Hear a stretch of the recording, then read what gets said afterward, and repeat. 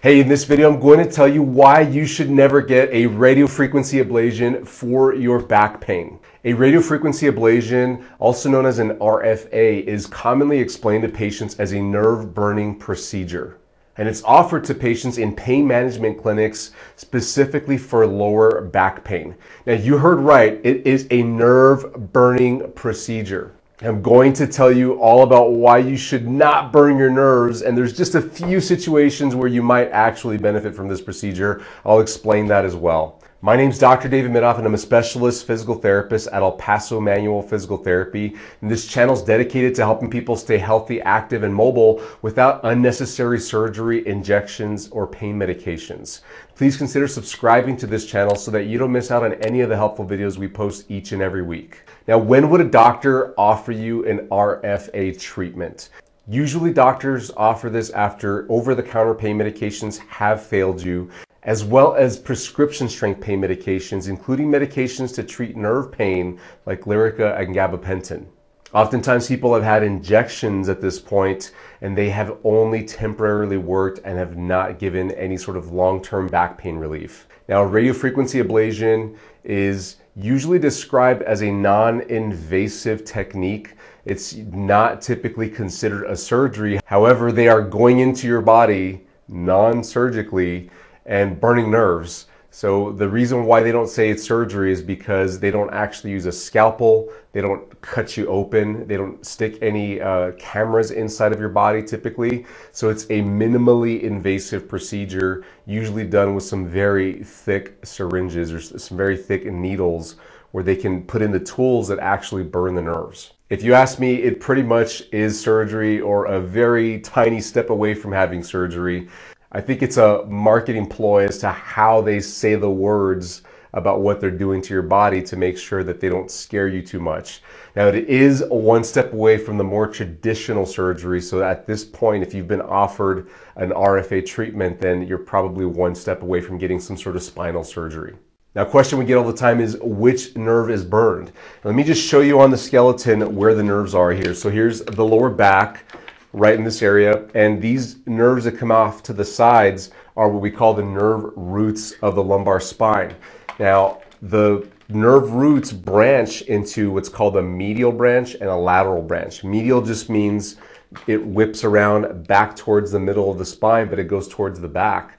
And that is the nerve that's typically burned in an RFA procedure. That nerve innervates the facet joint, which is right there where I'm trying to stick my fingernail, as well as the deepest muscles in the area. And then there's a branch that goes to the skin in the area as well. So the median branch of the nerve is what's burned, and it typically innervates muscles, skin, and the joint in the area. Now, what is the downside of burning a nerve in your lower back?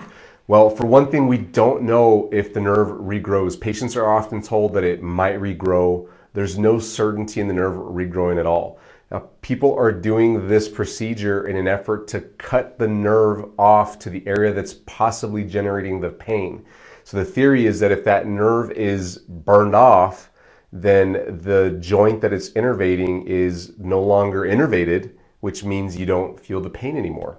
But along with the innervation to the joint, you also lose innervation to the muscle, the deep muscles of the spine, specifically the multifidus muscle, which is one of the deepest muscles of the lower back. This could be setting you up for other problems like disc problems and stenosis issues. And what you have to realize is if your back pain is truly related to that specific joint on that specific side, then this burning procedure may then help you. But if it's more than just that, if it's more than just the facet joint on that side of the spine, if you also have a disc problem, a stenosis problem, if you have a muscle problem, then you could be missing the rest of the issues that could contribute to your back problem. It's because of the complexity of back pain that this procedure often does not solve the entire back pain problem. It is shown to reduce pain in research studies out there, and there are patients that say that they feel better as far as their back pain, but there isn't a lot of research showing the long-term effects of getting an RFA, a radiofrequency ablation for back pain, having lost the nerve in the lower back. Now, I would love to see this research to see if there's a higher frequency of like disc problems, disc herniation surgeries, spine fusion surgeries. There just isn't much out there at this point, which doesn't mean that it doesn't happen. It's just that we don't have it documented in scientific research at this point. Now, what I can tell you as an expert physical therapist is I see people here in the clinic all the time that have had failed radiofrequency ablation procedures. In other words, they went and got the procedure done and their back pain continues. And we're stuck between a rock and a hard place here in treatment because now, as a physical therapist, I'm trying to get them to use their muscles and they don't have good activity in those muscles because the nerves have been burnt to the area. So what do you do instead of doing an RFA? What other treatment have you possibly not tried? Now, obviously, treating the muscle imbalance by getting the weakest muscles stronger is the #1 treatment that we do here in the clinic. So #1, I would recommend going to physical therapy. Now, if you've already done physical therapy and it did not work out for you, I urge you to go back to a different clinic, try a different therapist, find an expert in your area. What you must realize is that if you went to a clinic that specializes in treating people right after having had surgery, then it's probably not going to be the best clinic to get you better if you're looking to avoid having a surgery. If you're dealing with back pain and you don't have a recent history of surgery, like you didn't have surgery within the last few months and you're still recovering from that surgery, then most physical therapy clinics are not going to be set up to help you out. Their clinics are usually set up for people to do tons of exercises and run through a circuit of exercises, and that's best for people that have just had a surgery because they just need to kind of get moving, get going again, and treating a specific back problem isn't usually their specialty. So what you need to look for is a clinic that doesn't usually see people that have just had surgery.